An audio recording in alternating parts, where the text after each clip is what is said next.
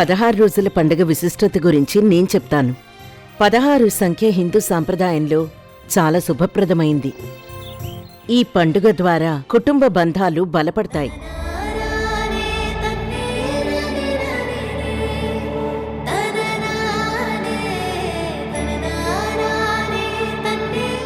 కొత్త కోడలు ఇంటి ఆచారాలకే అలవాటు పడుతుంది. ఆనందం, ఐక్యత పెరుగుతుంది.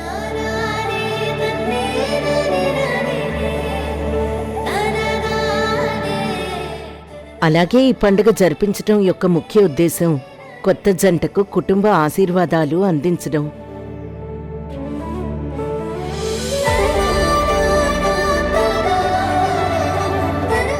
వధూవరులకు ఆనందమైన వాతావరణం కల్పించడం, కొత్త బంధాలను మరింత బలపరచడం, దాంపత్య జీవితం సుఖశాంతులతో కొనసాగాలని కోరుకోవడం.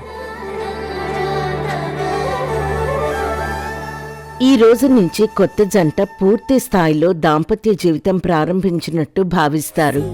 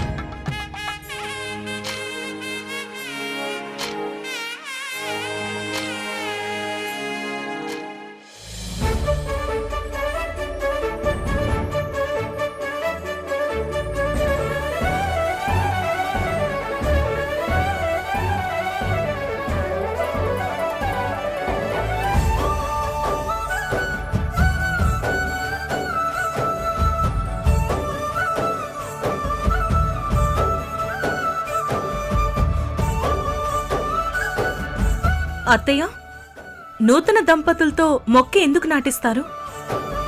16 రోజుల పండగ నాడు కొత్త దంపతులతో మొక్కను నాటించి జాగ్రత్తగా పెంచుకోమని చెప్తారు.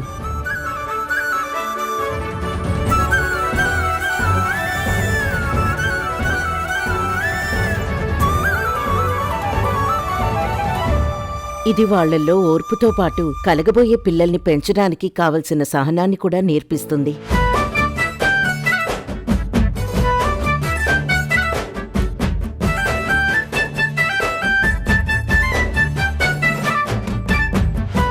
ఇంకో ముఖ్యమైన విషయం ఏంటంటే ప్రాంతాల్ని బట్టి ఈ ఆచార వ్యవహారాలు మారుతూ ఉంటాయి.